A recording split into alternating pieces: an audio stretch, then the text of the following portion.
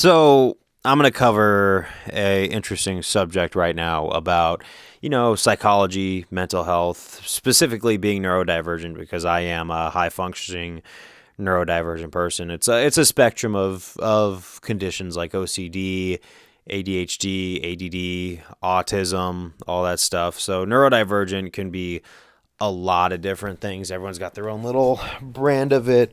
So it's hard to really put it into categories unless you're going neurodivergent, neurotypical, where we kind of ask ourselves, what is normal? But I do want to say that no, I'm not a psychologist. I am just a guy who has lived through the first person lens of being on that spectrum. And, I think the one thing I could basically say is, well, I actually am glad that I wasn't born quote unquote normal. Because I know everyone's got different experiences when it comes to neurodivergence, whether they're all OCD or all ADD or whatever it is your flavor is.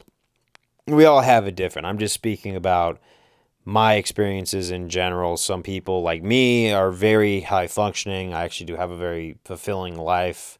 I can hold down a job. I do a lot of workouts. I love Brazilian Jiu Jitsu. I love music. I can go into a subject, and if I really was interested in, I would learn quite a bit very fast. But also, if you go to a bar and you're hanging out with what would be considered normal adults, it's almost like, you don't really know the words for it, but you're not playing the same game as a lot of quote unquote normal adults do. And as someone who isn't technically normal, I look around at normal society and kind of think that there's a whole lot of posturing going on. There's a whole lot of personas people are putting out there. A lot of people are trying to boast about how intelligent and smart they are at the bars and everything like that, to the point where social interactions could kind of be a pain because everyone's trying to flex instead of just trying to have a good time. Like, it becomes such a competition to where what's considered normal, I just don't want to really be a part of that. I'd rather be dancing kind of to my own rhythm that makes me happy, where I don't have to explain myself because people are taking what I say out of context or something, because my attention to detail is better than what would be considered normal. Like, my attention to micro details is very enhanced. My hyper fixation, when I really set my heart to it, I could get a lot done in that era. So I know this statement might be a little controversial, but who's really disabled? Like the neurodivergents or the neurotypicals, right? Because, when it comes to being neurodivergent, look, I understand. I already said, hey, there's some people who are very high functioning and low functioning, and my heart goes out to the people who are considered low functioning. But when you're high functioning, like I just went above, it's like you could dive into something and really go about it. You don't neglect any detail. You wait for, it's almost like the specific term of like when to execute an action, and you make sure that all the stops are pulled out before you do so, just so you can maximize the result. You're focused on a lot of different questions, and sometimes all those questions that go through my mind can cause a bit of analysis paralysis. So having to tame that, like, it's not all sunshine and rainbows. Like, it's a blessing and a curse, but it seems sometimes more like a blessing than it actually is ever a curse. I mean, yeah, no, the curse moments are still there, but compared to the blessing moments, they're very few and far between, because I've learned how to kind of go about it. But I do remember being a young adolescent, and I was taken to therapy because I had a lot going on during that time. Um, but a lot of the therapists, one, you're too young to really diagnose much of anything. So I never really got an official thing as an adult, but as being a teenager and being through that system, they were very quick to diagnose me with a lot of stuff that just wasn't existent, and they never really took into consideration that I was a kid who had a lot of external problems, a lot of bad friends, a lot of confusion, a lot of trouble. And I think that's the problem with a lot of the modern psychological like aspects, like all the modern therapy and everything. They really tend to, not, some of them at least. There's good therapists out there, but there's also some really bad ones who I think have no business being in the mental health industry. They never take into account, at least the bad ones never take into account, like the external factors that cause someone to act like what would be considered, uh, excuse me, yawning, quote unquote, abnormal. Because I had a lot of like troubling stuff in the family and the friend groups and the peer groups, all that going on, that, they were attaching to like bipolar and stuff like that when I was never really bipolar. I'm actually a very emotionally regular person.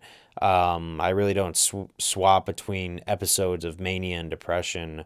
But, it's like if someone was picking on me, of course I'd like lash out or something. So it kind of got me to discard the whole idea that, yeah, no, I wasn't, I was normal, right? But I think that like as I go along, you realize a broken clock's twice a day, and you realize, okay, there were some points, the way my brain works compared to that of a normal person's brain, just from how I've socially interacted. It's been very made clear to me through first person that yeah, no, I'm not like the basket case I was made out to be growing up, but I definitely do have things that I was born with. I wouldn't say considered wrong with me, because the more I look at it, the more it just kind of seems like a blessing than a curse nowadays. Like you look around and you see how into everyone's own little world everybody is. If that's normal, imagine, I can only imagine having to deal with that and then not having the spark or passion to dive into stuff obsessively. Because that's one of the things that quote unquote normal people have said to me is like, you know, man, I wish I could be as passionate about one thing as you are about like everything you dive into. And I think that's part of the spectrum that I kind of like live on.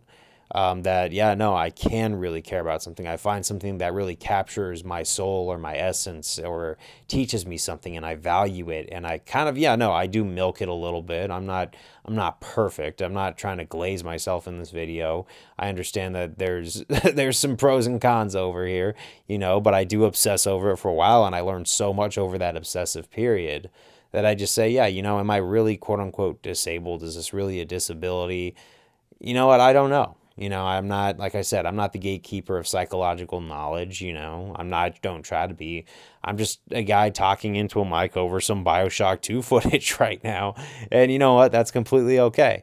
It's just my speculation. I wanted to find a video that helps me talk about these things, because that's another thing about being online that I do want to just give credence to, because I know that this video, started off like really structured, and it still kind of is, but it's going more towards like the feel good aspect. I'm very grateful that there's this platform out here where I can get my thoughts onto videos where it does reach 4 or 5 or sometimes 1,000 people, and they feel like they can relate. It just kind of sounds like I could channel the inner thoughts and actually do something very productive, versus like if I was growing up in the 1920s, there wouldn't be nearly the resources where I could really understand myself, or any of the research that I've looked into that have helped me explain why my emotions are the way they are, why my thought process is the way it is, why I can see through patterns and just kind of detect lies all over the place. And to those of you who are on that spectrum of neurodivergence, as I have stated before, I just want you guys to know that, if you take anything from this, it's just like, your obsession to detail, your obsession for safety, your obsession over nearly everything, that itself can be a cheat code in life that can really kind of help you out. And you shouldn't really look at normal people and, say, I wish I was normal, because you want to know the thing is, careful what you ask for. It's like It's a Wonderful Life. I don't know if you guys have ever watched that movie, but it's like he wonders what would happen if things turned out differently, and then he regrets it. It's the same principle. It's like, what, careful what you wish for, because when I look at the current state of quote unquote normal now, I'm just glad I'm not part of it. I'm glad that I can be passionate about something. Because can you imagine being in this time of social confusion and political angst we're in now? Imagine not being able to be passionate about anything on top of all that. That's too scary to think about, but it's just a point for reference. So don't ever view your abilities as a curse. But yeah, no, that's what I wanted to say about this. I'm glad I was able to, take this one, and I wanted to watch how I said everything and how I packaged. So I guess I kind of like pre-scripted a lot of the thoughts. Now I did fire from the hip when it came to recording it, but I did really want to think about the general idea before I actually made this video, just to just as a final disclaimer. I didn't want to offend anybody, and I'm not trying to cover everybody's experience, because everyone's experience with it is very different. I've seen a lot of videos where people talk about it and they feel tortured by it. And if you are feeling tortured by it, don't. I think you'll eventually learn to use the tide to your advantage. But you know what?